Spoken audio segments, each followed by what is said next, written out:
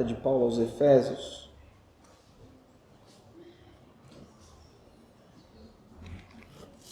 Efésios capítulo 2, versos 11 a 22.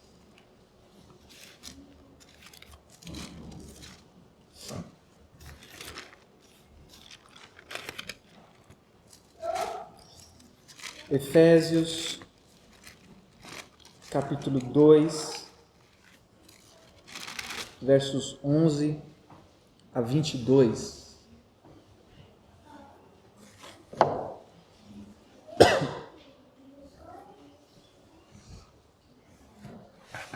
Carta de Paulo aos Efésios, capítulo 2, versos 11 a 22, diz a palavra do Senhor. Portanto, lembrai-vos de que outrora, vós gentios na carne, chamados incircuncisão por aqueles que se intitulam circuncisos na carne por mãos humanas. Naquele tempo, estáveis sem Cristo, separados da comunidade de Israel e estranhos às alianças da promessa, não tendo esperança e sem Deus no mundo. Mas agora, em Cristo Jesus, vós que antes estáveis longe, fostes aproximados pelo sangue de Cristo, porque Ele é a nossa paz, o qual de ambos fez um, e tendo derribado a parede da separação que estava no meio, a inimizade, aboliu na sua carne a lei dos mandamentos na forma de ordenanças, para que dos dois criasse em si mesmo um novo homem, fazendo a paz, e reconciliasse ambos em um só corpo com Deus, por intermédio da cruz, destruindo por ela a inimizade. E vindo, evangelizou paz a vós outros que estáveis longe, e paz também aos que estavam perto. Porque por ele ambos temos acesso ao Pai em um Espírito. Assim, já não sois estrangeiros e peregrinos, mas concidadãos dos santos, e sois da família de Deus, edificados sobre o fundamento dos apóstolos e profetas, sendo Ele mesmo, Cristo Jesus, a pedra angular, no qual todo edifício bem ajustado cresce para santuário dedicado ao Senhor, no qual também vós, juntamente, estáis sendo edificados para a habitação de Deus no Espírito. Meus irmãos queridos, já há alguns domingos nós temos meditado nesta carta de Paulo aos Efésios,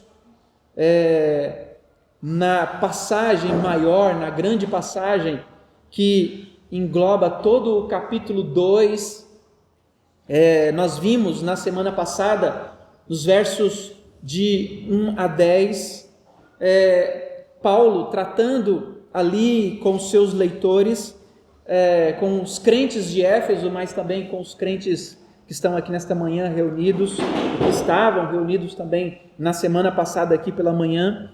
Paulo tratando da transformação, da mudança dramática que ocorreu em nossas vidas, especialmente com a dimensão vertical, especialmente com o nosso relacionamento com Cristo, quando ali pelo poder de Deus, Deus nos resgatou da escravidão que nós vivíamos no mundo. Deus nos resgatou da escravidão que vivíamos acometidos por causa das artimanhas de Satanás. Deus nos reconciliou consigo por meio de Cristo Jesus, e agora então Ele aboliu, Ele tirou de sobre nós a ira que pairava sobre nossas vidas, nos dando agora uma vida de paz na sua presença.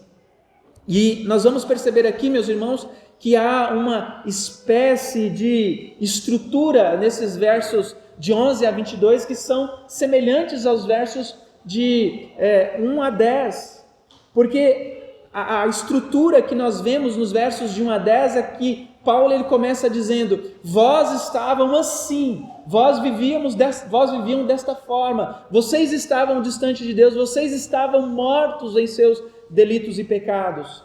E aí, depois dele dizer que nós estávamos assim no passado, ele em determinado momento passa a dizer: mas agora vocês vivem de uma forma diferente. Então há uma estrutura semelhante aqui, porque da mesma forma que Paulo diz nos versos de 1 a 10 que nós estávamos assim, que nós éramos mortos em nossos delitos e pecados, mas Cristo nos aproximou de Deus, Cristo veio e nos resgatou, Cristo veio e através do seu sangue fomos adotados por Deus. Paulo agora nos diz praticamente algo muito semelhante. Ele diz que nós estávamos de determinada forma, que nós outrora éramos gentios na carne, chamados de incircuncisão. Naquele tempo, no passado, quando nós estávamos mortos em nossos delitos e pecados, nós não tínhamos Cristo, nós éramos separados da comunidade de Israel, nós éramos estranhos à aliança das promessas, nós não tínhamos esperança, nós não tínhamos Deus no mundo, nós estávamos completamente perdidos. Mas agora, e mais uma vez ele apresenta este mas, que traz grande alegria e esperança para nós, mas agora algo mudou. Mas agora Deus, sendo rico em misericórdia, por causa do grande amor com que nos amou, nos deu vida juntamente com Cristo, pela graça sois salvos. Em nossa passagem, meus irmãos, Paulo novamente nos lembra, ou Paulo lembra os seus leitores, que assim como o versículo 4 diz que Deus, que era rico em misericórdia, nos deu vida, aqui no versículo 12, no versículo 13 ele diz: mas agora, em Cristo Jesus, vós que estavam longe, foram aproximados de Deus. Então, nós precisamos lembrar que naquele tempo, no passado, nós éramos separados, nós estávamos sem Cristo, éramos separados da comunidade de Israel, mas agora Cristo nos aproximou de Deus, Cristo nos aproximou pelo seu sangue. E esse então, meus irmãos, é um argumento que se repete em uma dimensão agora vertical, mas aqui essa repetição ela apresenta uma dimensão vertical, mas uma dimensão principalmente horizontal, porque agora o nosso relacionamento que foi transformado por Cristo, que mudou por causa do sangue de Cristo, não é só um relacionamento com Deus, mas agora, por causa do sangue de Cristo, nós temos um relacionamento com todos, é um relacionamento corporativo, quando judeus, gentios, gregos, prosélitos, pessoas de todas as tribos, povos, línguas e nações, são transformados em um só povo, em um só corpo, por causa do sangue de Cristo. E nós devemos nos lembrar então, meus irmãos, que tudo isso que Paulo diz aqui neste capítulo 2, versos 1 a 22, segue após aquela oração, aquela grande oração de Paulo no capítulo 1, versos 15 a 23, que entre as petições que Paulo coloca ali diante de Deus, ele pede para que os crentes pudessem compreender melhor o poder do Evangelho, para que os crentes pudessem, meus irmãos, compreender a ação do Evangelho na vida de cada um deles, na vida do seu povo. No capítulo 1, verso 18 a 20, então Paulo escreve: iluminados os olhos do vosso coração, para saberdes qual é a esperança do seu chamamento, qual a riqueza da sua glória na herança dos santos, e qual a suprema grandeza do seu poder para com os que cremos, segundo a eficácia da força do seu poder, o qual exerceu ele em Cristo, ressuscitando-o dentre os mortos e fazendo assentar à sua direita nos lugares celestiais.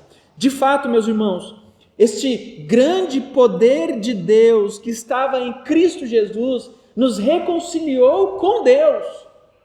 Uma reconciliação vertical. Nós éramos inimigos de Deus, estávamos mortos, estávamos distantes de Deus, estávamos separados de Deus, mas essa ação de Deus nos reconciliou com Ele, mas essa ação de Deus também nos reconciliou uns com os outros. Em outras palavras, o capítulo 2 aqui é o resultado da oração de Paulo. É o resultado, meus irmãos, daquilo que Paulo pediu e colocou diante de Deus. E, de fato, Paulo continuará argumentando neste livro, e ele dá aqui uma dica que a capacidade dos crentes virem a viver a fé em maturidade, em estabilidade, em fidelidade, em amor, em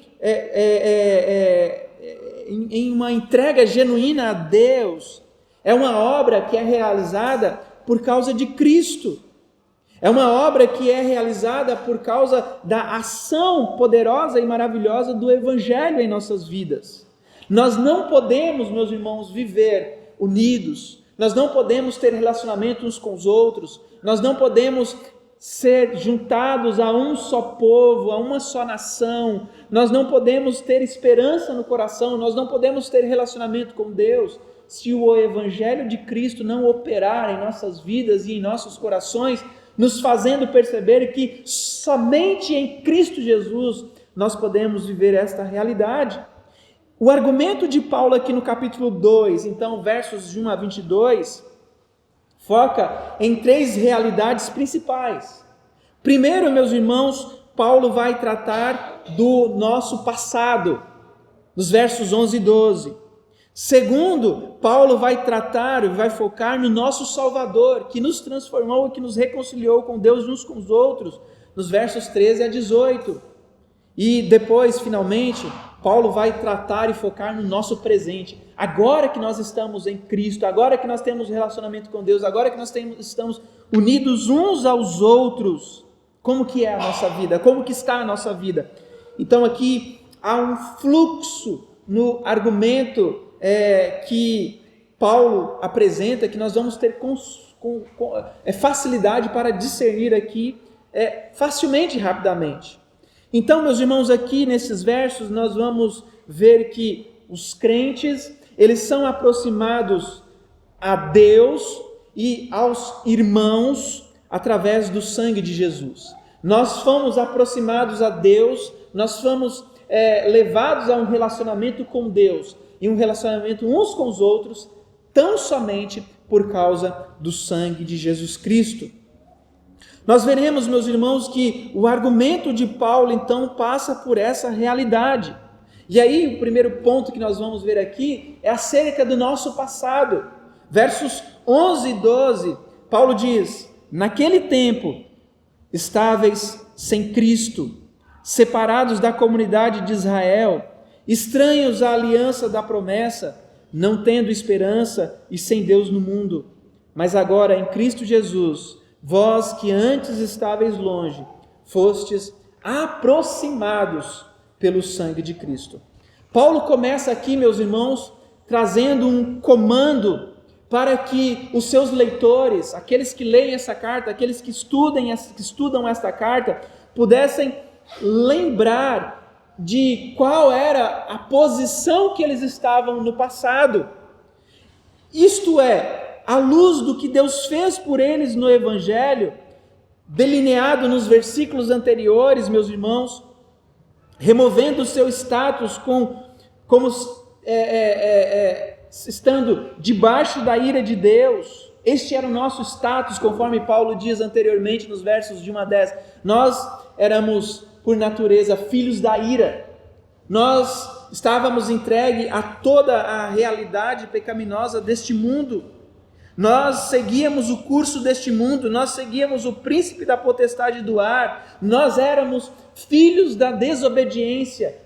Paulo está falando, lembrem-se disso, lembrem-se que a situação de vocês era extremamente grave, porque vocês estavam debaixo da ira, vocês seguiam o diabo, vocês realizavam todo tipo de imoralidade, mas ele está mostrando que a nossa situação era muito mais grave, porque por conta desta vida que nós vivíamos, nós não tínhamos Deus, nós não tínhamos esperança, nós não tínhamos Cristo, nós não éramos ninguém, nós não tínhamos uma nacionalidade, nós não éramos um povo. Este era o nosso status, meus irmãos, nós estávamos completamente perdidos. Nós estávamos completamente entregues à nossa própria sorte. Nós estávamos neste mundo completamente desorientados. E esta é a realidade, não apenas nossa no passado, mas essa é a realidade de todos aqueles que não têm Cristo. Todos aqueles que não têm Cristo, meus irmãos, eles vivem segundo o curso deste mundo. Todos aqueles que não têm Cristo obedecem ao príncipe da potestade do ar, do espírito que agora atua nos filhos da desobediência. Todos aqueles que não têm Cristo fazem a vontade da carne e dos pensamentos e por natureza filho de Deus. E por estar nesta condição, eles são gentios na carne, eles estão sem Cristo, eles estão separados da comunidade de Israel, eles estão estranhos à aliança, eles não têm esperança, eles não têm Deus no mundo, eles estão completamente perdidos. Paulo, então, ele diz isso aqui no versículo 2, naquele tempo, lá no passado, antes de Cristo transformar vocês através do seu sangue, vocês estavam separados da comunidade de Israel, vocês eram estranhos às alianças da promessa, vocês não tinham esperança e nem Deus no mundo. Paulo diz, meus irmãos, que para os seus leitores, para que eles mantivessem muito vivo em sua memória de onde eles foram resgatados. Paulo está dizendo, lembrem-se de onde Cristo tirou vocês. Lembre-se de onde Deus resgatou vocês. Pois, meus irmãos, se nós não entendermos de onde nós fomos tirados, se nós não entendermos que Cristo, em sua glória, nos transformou mediante a cruz, mediante o poder do Evangelho, se nós não entendermos, meus irmãos, e reconhecermos do grande amor de Deus que nos salvou, as dimensões do Evangelho parecerão diminuídas na nossa vida.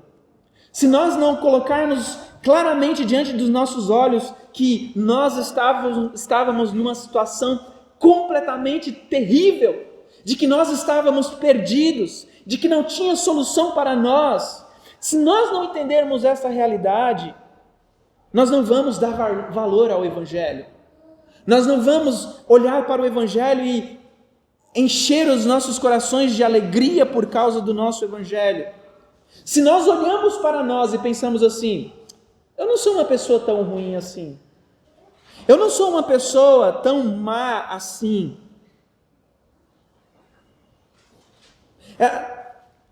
Cristo me salvou, ok, ótimo, mas eu não estava numa situação tão terrível quanto a Bíblia diz que eu estava. Se nós nos vemos como pessoas não tão ruins assim, o Evangelho nunca parecerá aos nossos olhos poderoso e eficaz. Então Paulo está escrevendo aqui, meus irmãos, em particular, aqueles que estavam numa situação terrível, aqueles que estavam afastados de toda a herança do povo, da aliança que Deus havia feito com este povo. E Paulo então está dizendo, vocês precisam lembrar do poço de onde vocês foram tirados. Em particular, ele diz, vocês eram gentios na carne. E aí gentios literalmente na carne, ou seja, gentios por nascimento. E, portanto, excluídos daquela circuncisão que era realizado na carne. Ou seja, daquela circuncisão física. Aquela que foi feita no corpo, que era realizado nos homens da tribo de Israel e era realizado nos meninos a partir de 8 dias de vida.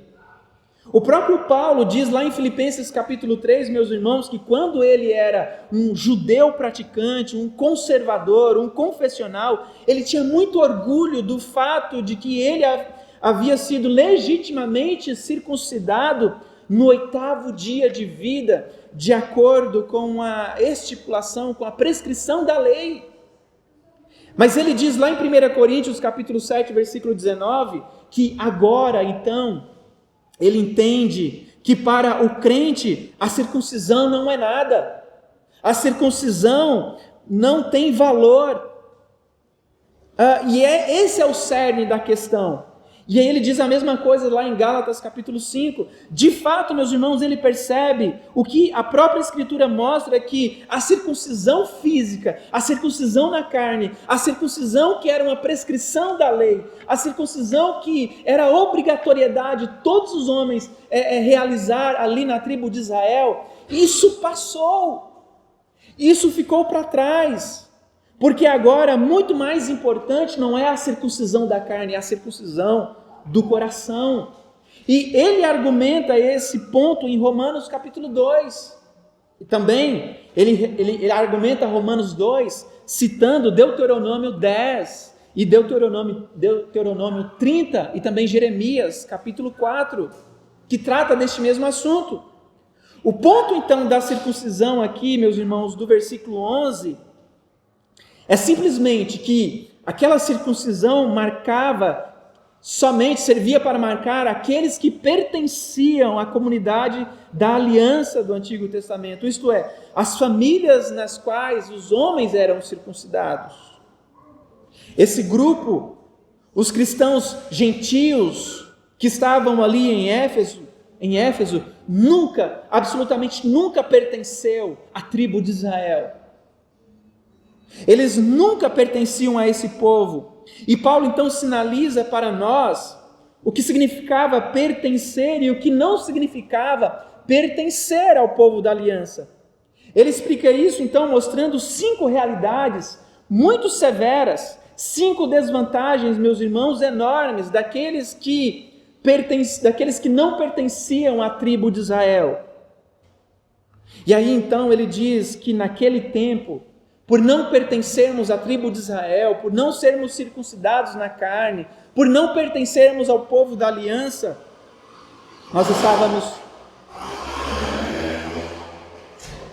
nós estávamos sem Cristo. Ou seja, estar sem Cristo, meus irmãos, significa que não havia esperança para nós de salvação. Não havia para aqueles que estavam sem Cristo a esperança de um Messias. Somente a nação de Israel tinha as promessas de um libertador que viria. Aqueles que não pertenciam à nação de Israel, os gentios, eles não tinham essa esperança. Eles não sabiam disso. Eles não entendiam que um dia toda aquela sorte terrível que eles estavam vivendo seria ou poderia ser transformado por Cristo, por um libertador, por um salvador. Em geral, os gentios não sabiam nada sobre o Messias, porque Cristo, o Messias, pertencia a Israel. Cristo é, antes de tudo, o rei de Israel. Os gentios não tinham parte com Cristo, não havia capacidade deles de pertencerem ao Cristo vindouro, porque Cristo era uma promessa somente para Israel. Portanto, eles não tinham esperança. Portanto, não havia nada neles onde eles pudessem ancorar a sua vida, porque eles não tinham nada, meus irmãos, eles não tinham Cristo, e não ter Cristo é não ter nada. Aqueles que não têm Cristo não têm esperança nenhuma. Aqueles que não têm Cristo, meus irmãos, estão perdidos. Aqueles que não têm Cristo estão caminhando a passos largos para a destruição. Existem algumas religiões, algumas denominações dos nossos dias que aboliram Cristo da sua confessionalidade, que eles não se voltam para Cristo, apenas para Deus, como sendo Jeová, aquele que salva. E a terrível consequência disso, meus irmãos, é que quando eles chegarem no final desta vida, quando Cristo despontar lá no céu em poder, glória e majestade, eles vão perceber o tempo que eles perderam. Eles vão perceber que eles cometeram um grande equívoco, porque se nós não temos Cristo, meus irmãos, nós não temos esperança. Se nós não temos Cristo, a nossa vida não faz sentido. Nós vivemos para comer, beber e morrer. Nós somos como aquele homem que trabalhou, enriqueceu, comprou celeiros, ajuntou aqueles grãos em celeiros, vendeu terras, comprou mais celeiros, juntou mais grãos, construiu um grande império, construiu um grande patrimônio, teve uma grande riqueza. Mas aí Jesus, contando essa história, ele diz: louco, esta noite pedirão a tua alma, e o que tens preparado para quem será? O Senhor Jesus, Paulo está mostrando aqui que todos aqueles que não têm Cristo são loucos. Tudo aquilo que eles fazem não tem sentido nenhum, tudo aquilo que eles estão preparando para quem será, porque nada, absolutamente nada que eles estão fazendo, meus irmãos, vai trazer segurança e esperança para as suas vidas. Portanto, para nós, para os gentios, esta era a mesma realidade. Eles não tinham Cristo, nós não tínhamos Cristo, nós estávamos sem esperança, nós não tínhamos em que nos apegar. Não havia base nenhuma para procurarmos o Messias. Mas ele também diz que eles apenas não tinham Cristo. Paulo diz que eles estavam separados da comunidade de Israel. Israel, meus irmãos, era um povo privilegiado. Israel foi o povo escolhido para Deus para serem os destinatários da promessa. Embora os gentios estivessem incluídos numa província asiática do Império Romano, eles estavam excluídos das bênçãos indizíveis inerentes à teocracia judaica. Eles não desfrutavam, meus irmãos, da cidadania do povo eleito. E essa carência, sem dúvida, era algo deplorável. Porque foi a Israel que Deus se revelou de uma forma especial.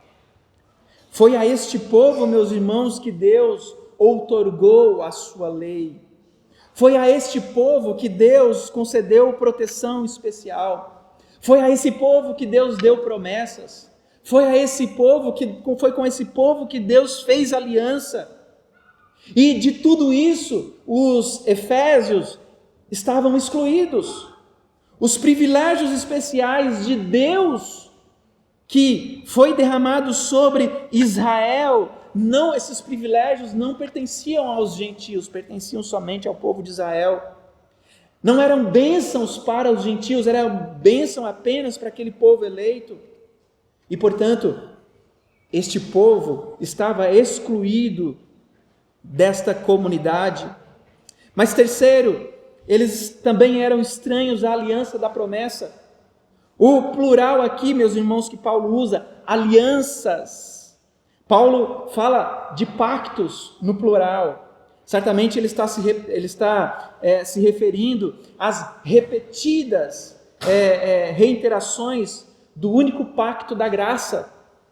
Ele o denomina de pactos da promessa, porque em seu principal elemento, ele está falando daquela promessa de Deus, de quando Deus fala: eu serei o seu Deus, e vós serão o meu povo.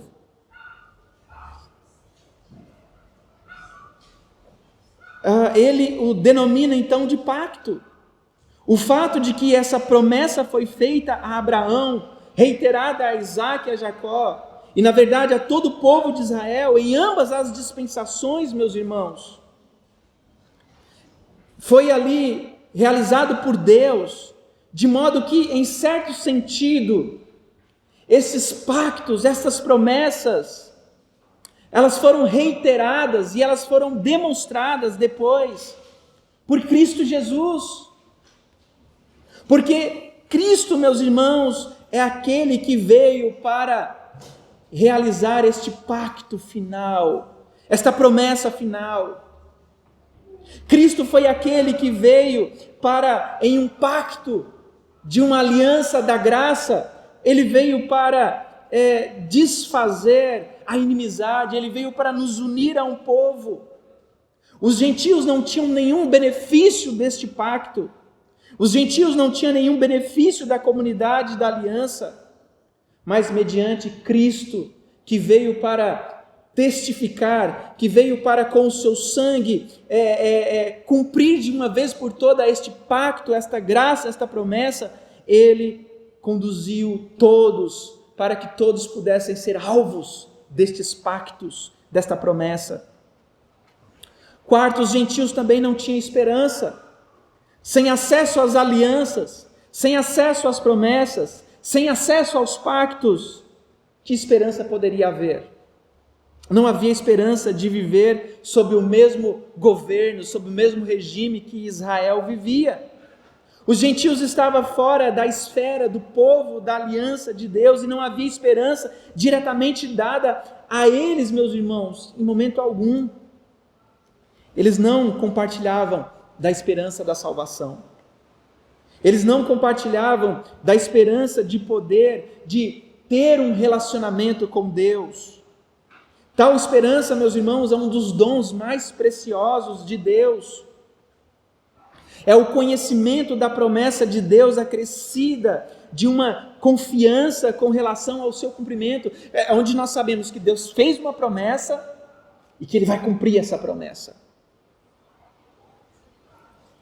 Eles não tinham essa esperança, eles não tinham a convicção, eles estavam em um estado de incredulidade, eles eram carentes de esperança. Ao invés de esperança, meus irmãos, eles viviam dominados pelo medo e pelo desespero. Mas Paulo diz também aqui em quinto lugar que os gentios estavam sem Deus no mundo. E quem não tem Deus, claro que não tem esperança. Embora Paulo tenha usado a palavra grega aqui, ateoi, uma palavra que leva ao entendimento de ateus, ele não está dizendo aqui que os gentios eram ateus. Os gentios tinham muitos deuses, mas eles não conheciam o Deus verdadeiro, eles não tinham uma relação nenhuma com Deus. Os seus deuses, os deuses dos gentios, eram deuses vingativos, eram deuses caprichosos. Eles viviam sob o tacão das ameaças, debaixo da ditadura e do medo. Eles não conheciam o Criador, eles não conheciam o sustentador, eles não conheciam o Redentor, eles não conheciam o Consolador. Olhar para o futuro sem esperança, meus irmãos, já é algo terrível.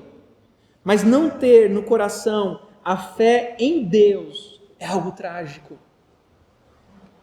Não ter Deus, não ter a esperança de que Deus é o soberano que nos governa e que nos sustenta, é algo completamente trágico. E portanto, meus irmãos, quando nós estávamos separados, quando nós estávamos distante da comunidade de Israel, nós estávamos completamente nesta situação tão desesperadora. Assim como os efésios estavam, assim como os gentios estavam, nós éramos gentios. Nós não pertencemos à comunidade de Israel, mas a promessa de Cristo Jesus, conforme ele diz lá em Atos capítulo 1:8, dando ali, fazendo aquela promessa aos seus discípulos, ele diz: e recebereis o poder ao descer sobre vós o Espírito Santo, e sereis minhas testemunhas em Jerusalém, na Judéia, em Samaria e até os confins da terra. Esta promessa, meus irmãos, chegou até nós. Nós que não tínhamos esperança, nós que não pertencíamos ao povo da aliança, nós que não tínhamos Cristo, nós que estávamos fora da comunidade de Israel, nós que não tínhamos Deus no mundo, Deus agiu em nosso favor, mediante o poder do Espírito Santo, para nos juntar a um povo, para nos fazer uma nação. Nação essa que nós nunca jamais deixaremos de pertencer. Mas então, meus irmãos, Paulo fala do nosso passado. Esse era o nosso passado. Era um passado de total tragédia, desesperança e angústia. Mas Paulo também fala do nosso Salvador. Ele diz no verso 13, ele diz: mas agora, em Cristo Jesus, vós que antes estavais longe, fostes aproximados pelo sangue de Cristo, porque Ele é a nossa paz, o qual de ambos fez um, e tendo derribado a parede de separação que estava no meio, a inimizade, ele aboliu na carne a lei dos mandamentos na forma de ordenança, para que dos dois criasse em si mesmo um único homem, um único povo, uma única nação, fazendo a paz, e reconciliasse ambos em um só corpo com Deus, por intermédio da cruz, destruindo por ele a inimizade. Então ele diz agora que nós... E aí nós vemos o mesmo paralelo do versículo 4, né? Porque no versículo 4 ele diz, mas Deus, quando ele fala da situação em que nós estávamos. E aqui no capítulo 3 ele diz, mas agora. E ambos os versículos, meus irmãos, falam da graça, da graça de Deus que interveio em nossas vidas, que tratou de nós, pecadores perdidos. Você e eu estávamos separados, sem esperança, sem Deus, distante de toda e qualquer realidade de salvação, mas Cristo mudou tudo isso.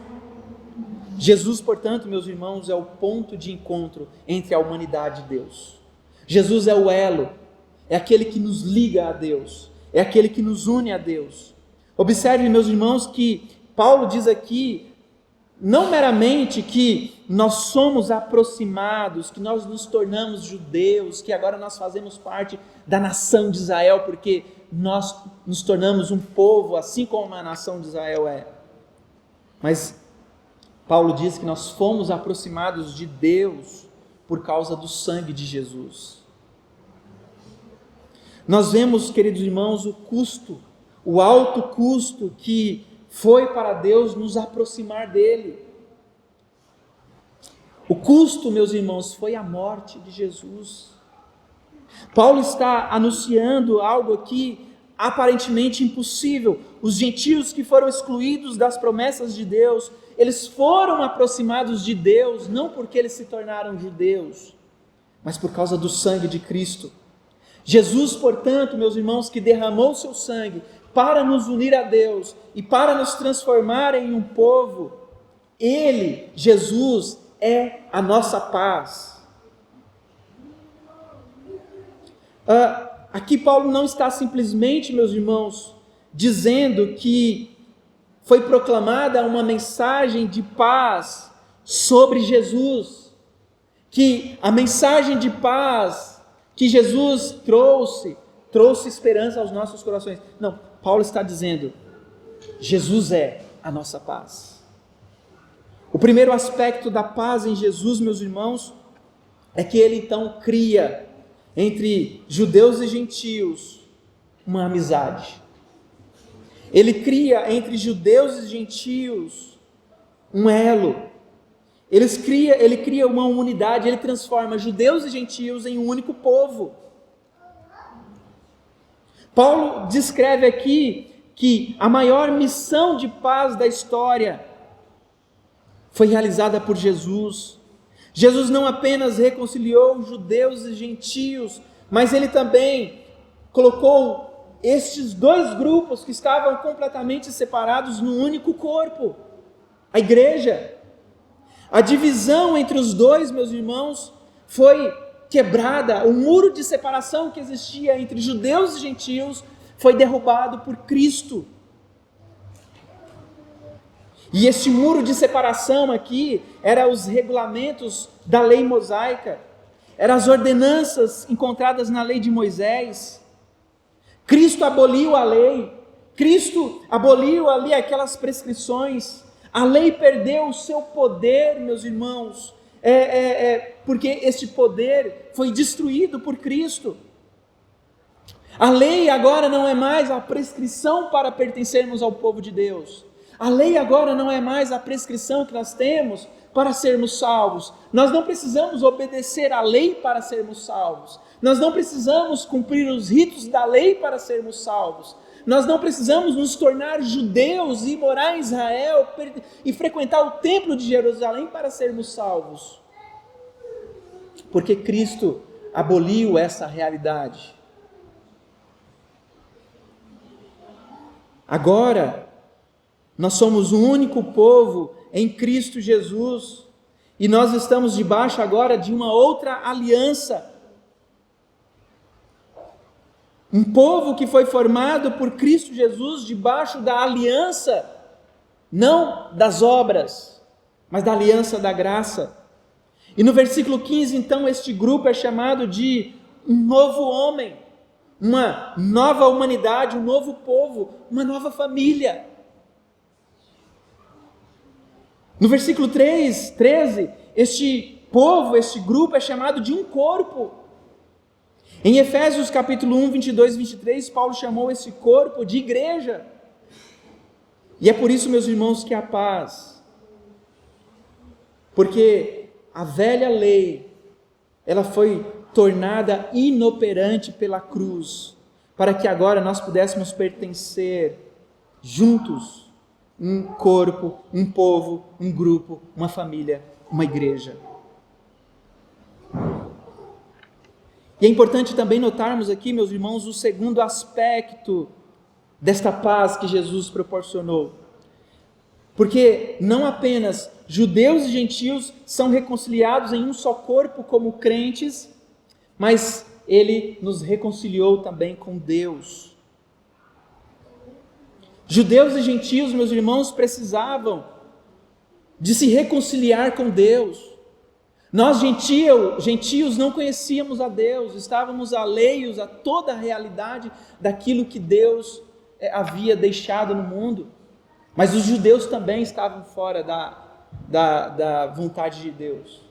Os judeus que constantemente desobedeciam às ordenanças de Deus, que constantemente se voltavam para outros deuses, que constantemente murmuravam e deixavam de obedecer à lei de Deus. Tanto judeus e gentios estavam distantes de Deus. Mas Cristo, meus irmãos, reconciliou judeus e gentios com Deus, não apenas uns com os outros. E a palavra que Paulo usa aqui para reconciliação, ela é usada por Paulo aqui, meus irmãos, de uma forma bem sugestiva, porque no grego secular, essa era uma palavra muito comum, katalasein.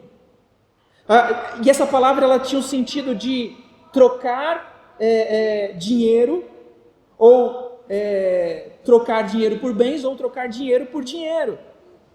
Depois essa palavra passou a representar a troca da inimizade pela paz. Ou seja, essa palavra reconciliação aqui no grego, ela traz a ideia de que duas partes que estavam em conflitos foram unidas. Paulo usa essa palavra então para descrever a relação que agora nos foi proporcionada por Cristo para com Deus, ou seja, duas partes que estavam em inimizade, nós e Deus. Nós éramos inimigos de Deus, nós não tínhamos vida com Deus, nós estávamos distantes com Deus, mas Cristo nos reconciliou com Deus. A inimizade que nós tínhamos com Deus foi trocada pela paz. E, meus irmãos, é importante lembrarmos que essa ação de reconciliação, ela é sempre partida primeiramente por Deus. É Deus quem tem a iniciativa de nos reconciliar com Ele mesmo. Isso nunca parte do homem. Porque em Cristo, Deus não só estava reconciliando o mundo consigo, mas também enviando os seus embaixadores ao mundo para rogar aos homens que se reconciliassem com Ele. Versículo 6 diz: e reconciliou ambos em um só corpo com Deus por intermédio da cruz, destruindo por ele a inimizade, vindo, evangelizou paz a vós outros que estáveis longe, e paz também aos que estavam perto, porque por eles ambos temos acesso ao Pai em um Espírito. Cristo veio e pregou paz, para que nós pudéssemos ser reconciliados com Deus. Portanto, meus irmãos, a cruz de Cristo tornou-se o momento mais decisivo em nossas vidas. A cruz de Cristo matou a inimizade que existia entre o homem e Deus. A cruz foi onde Deus puniu o nosso pecado. A cruz foi onde Deus satisfez a sua justiça. A cruz é onde os nossos pecados foram condenados. Por intermédio da cruz, nós somos reconciliados com Deus. Pela cruz, Deus é justo e ainda é o nosso justificador. Não é Deus, meus irmãos, que se reconcilia com o homem, mas é o homem que se reconcilia com Deus, pois foi o pecado do homem que criou essa separação e essa inimizade com Deus. Deus proporcionou para que nós pudéssemos ir até Ele e nos reconciliar com Ele, por meio de Cristo Jesus. Não foi Deus que se afastou de nós, fomos nós que nos afastamos dEle. Fomos nós em Adão que viramos as costas para Ele. Fomos nós em Adão que o desobedecemos, que queríamos seguir o nosso próprio coração, a nossa própria vontade. Mas a morte de Cristo, o seu sangue, estabeleceu uma aliança de paz, em vez de uma aliança de hostilidade. Esta é a mensagem que os apóstolos estão pregando aqui, como Paulo, Pedro, João e todos os outros. Esta é a mensagem, meus irmãos, que os profetas pregaram. Por isso que Paulo diz aqui então, que no versículo 20, nós somos edificados sobre o fundamento dos apóstolos e profetas, sendo Ele mesmo, Cristo Jesus, a pedra angular. A mensagem dos apóstolos, a mensagem dos profetas era: Cristo é o nosso Salvador. Os apóstolos que ensinavam, que andaram com Cristo, que viram todas as obras de Cristo, eles diziam para a igreja, para o povo: Cristo, por meio dele, por meio do seu sangue, nós fomos reconciliados com Deus. Os profetas que profetizaram por longos anos ao povo de Israel, eles simplesmente diziam: olhem para Cristo, olhem para o Messias, olhem para a promessa, porque virá o tempo em que Cristo transformará a todos pelo seu sangue, pelo seu poder. E portanto, meus irmãos, a mensagem dos profetas, a mensagem dos apóstolos é o nosso fundamento. Nós estamos fundamentados então nestas verdades. Nós estamos fundamentados, meus irmãos, nesta mensagem. Nós somos tijolos que servem para edificar um templo. E este templo tem como base uma mensagem. A mensagem dos profetas, a mensagem dos apóstolos. Mas esse templo, este corpo, esta casa espiritual que somos nós, o povo de Deus, é mantido por uma coluna bem firme, bem sólida. Uma pedra angular, uma pedra de sustentação, uma base que faz com que nada caia. E esta pedra, esta base, esta coluna, esta viga de sustentação, meus irmãos, é Cristo Jesus. Porque Cristo é a pedra angular no qual todo edifício bem ajustado cresce para santuário dedicado ao Senhor. Paulo deixou claro aqui, portanto, meus irmãos, que não existem mais dois grupos. Não existem mais judeus e gentios, mas existe um único grupo, um único povo. Um povo que está unido agora um ao outro, mas um povo que está unido a Deus. Uma amizade que foi restaurada, uma unidade. Nós estamos em uma unidade ativa constantemente. Nós somos o povo de Deus. Os crentes que estão aqui no Brasil, os crentes que estão lá no Japão, os crentes que estão lá na Coreia do Sul, os crentes que já partiram, que já estão com o Senhor, a igreja visível, a igreja invisível, a igreja militante, todos estes, meus irmãos, é um único povo. Somos uma única igreja, a igreja de Cristo. E portanto, meus irmãos, em Cristo nós temos este presente. Em Cristo, meus irmãos, nós temos esta bênção. Deus no passado, escolheu a nação de Israel, mas eles rejeitaram a Deus. Eles rejeitaram o Salvador, o Messias. Mas em Cristo nós fomos reconciliados com Deus. Em Cristo, meus irmãos, nós estamos crescendo como um edifício. Um edifício que cresce como um corpo.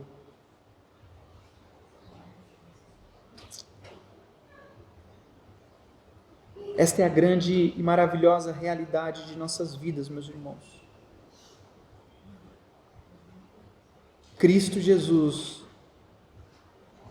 nosso Salvador, que através do seu sangue nos proporcionou paz, Ele nos transforma em um grande edifício.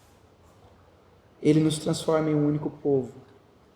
Ele nos transforma, meus irmãos, em uma única nação. Nós agora pertencemos a Deus. Nós estamos, conforme o versículo 22, sendo edificados para a habitação de Deus no Espírito. E, meus irmãos, agora nós já não somos mais estrangeiros. Agora nós já não somos mais peregrinos. Agora, nós já não somos um povo sem nacionalidade. Nós somos o povo da aliança. Porque agora, a nação de Israel, a primeira nação de Israel, que rejeitou a Deus, que virou as costas para Deus, não é mais aquela nação que tinha todos os privilégios de Deus. Agora este povo, esta nação, que é composta por pessoas de toda tribo, povo, língua e nação, este povo é o novo Israel de Deus. Nós somos a nova nação de Deus. Nós temos os privilégios da aliança de Deus em Cristo Jesus. Nós temos as promessas de Deus. Nós temos o Espírito Santo de Deus. Nós temos as bênçãos de Deus. Nós temos as riquezas espirituais que são provindas por Deus. Nós temos a promessa da eternidade. Nós temos a promessa do novo céu e da nova terra. Nós temos, meus irmãos, a promessa de que Deus cuidará de nós em todo o tempo. O mundo precisa encontrar Deus. Portanto, através de tudo que nós fazemos, nós precisamos testemunhar a todo mundo, queridos irmãos, que eles também precisam se reconciliar com Deus, para que eles possam fazer parte deste povo santo, desse sacerdócio real, desse povo de propriedade exclusiva de Deus. Essa é a bênção das nossas vidas. Essa é a alegria maior dos nossos corações.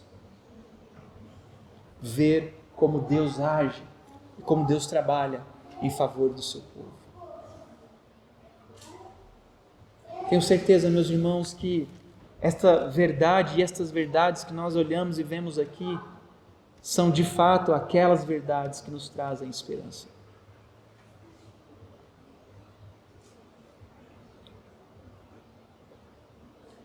Seria muito bom temporariamente, momentaneamente para vocês, se eu dissesse para vocês, olha, fiquem tranquilos quanto aos seus problemas, quanto às suas lutas, porque Deus vai fazer uma obra, Deus vai transformar as suas aflições em paz, em bênção, Deus vai lhes dar bonança, Deus vai lhes dar saúde, fiquem tranquilos, Deus tem um plano maravilhoso para as suas vidas.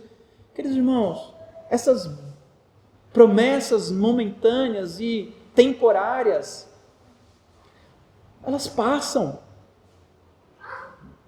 Mas quando nós então olhamos para as promessas que são eternas e que nós entendemos, olha, as bênçãos de Deus vão muito além de qualquer coisa temporária deste mundo, desta vida. As bênçãos de Deus não são sempre para este tempo, para esta vida, para esta caminhada. Deus não está preocupado, meus irmãos, sempre em nos dar boa saúde, em nos dar bênçãos materiais. A preocupação toda de Cristo aqui, meus irmãos, como nós vemos, é nos transformar num único povo, numa única nação, de nos relacionar novamente com Deus, de restabelecer a nossa amizade com Deus, para que, uma vez que nós estamos com Deus aqui, nós possamos estar com Ele eternamente. Nós possamos estar com Ele todos os dias. Nós possamos estar com Ele sempre. Ter bênçãos neste mundo, nesta vida, na nossa caminhada, queridos irmãos, é muito bom. E Deus, Ele faz promessas para nós. Ele diz, olha, buscai primeiro o meu reino e a minha justiça. Buscai primeiro as coisas do alto. Buscai primeiro as realidades eternas. E todas as coisas lhes serão acrescentadas. Deus faz promessas, meus irmãos, de que Ele cuida de nós todos os dias de nossas vidas. Jesus diz, eis que estarei convosco todos os dias. Portanto, meus irmãos, quando nós acordamos pela manhã, nós podemos ter certeza, Cristo está ali conosco. Quando nós saímos para o trabalho ou para os estudos, Cristo está ali conosco. Quando nós chegamos no nosso trabalho, Cristo está ali conosco. Quando nós voltamos para casa, Cristo está ali conosco. Quando nós deitamos na nossa cama à noite, Cristo está ali conosco. Ele jamais nos abandona, Ele jamais se afasta de nós. Mas, meus irmãos, meus queridos irmãos, nós somos chamados a buscar coisas muito maiores do que as coisas deste mundo e desta vida. Nós somos chamados a abraçar realidades que suplantam qualquer coisa que este mundo pode nos oferecer. Este mundo não é a nossa terra, aqui não é a nossa pátria, aqui não é a nossa casa. A nossa esperança não se resume a esta vida, porque se resumisse a esta vida, meus irmãos, nós seríamos os mais terríveis, os mais aflitos dos homens. A nossa esperança está em Cristo, a nossa esperança está em Deus, a nossa esperança está no fato de que nós pertencemos a Deus, de que agora não há mais nenhuma restrição, de que agora, meus irmãos, nós lembramos, nós temos vivo em nossa mente, eu estava perdido, eu estava no mundo, eu vivia entregue às vontades de Satanás, eu não tinha Deus, eu não tinha esperança. Nós nunca podemos esquecer disso, nunca podemos. Mas ao mesmo tempo que nós nos lembramos disso, nós nos lembramos, mas agora eu pertenço a Cristo. Eu pertenço a este povo maravilhoso, eu pertenço a este povo abençoado, eu pertenço a este povo que está com Cristo agora e que estará com Ele eternamente. E que tudo, meus irmãos, absolutamente tudo que nós fazemos neste mundo e nesta vida possa refletir quem nós pertencemos. Todo o nosso pensamento, todas as nossas ações, todas as nossas vontades, todas as nossas realizações possam refletir claramente que nós pertencemos a Deus. A Bíblia diz que toda a criação testifica e testemunha sobre Deus. Nós olhamos para o mundo e conseguimos ver claramente através da criação que ela pertence a Deus e que ela foi criada por Deus. Mas, meus irmãos, nós precisamos pensar que toda a nossa vida, todas as nossas realizações, tudo que temos, tudo que somos, tudo que fazemos, precisa também testificar que nós pertencemos a Deus, que nós fomos transformados por Deus, que nós estamos em um relacionamento com Deus, que nós somos o povo de Deus. E o povo de Deus é um povo que testemunha, que ama e que vive para a glória eterna de Deus. Que Deus nos abençoe, meus irmãos. Que Deus cuide de nós e que Deus faça com que a cada dia nós possamos testemunhar e viver essas maravilhosas verdades. Vamos ficar de pé? Vamos cantar o hino de número 104.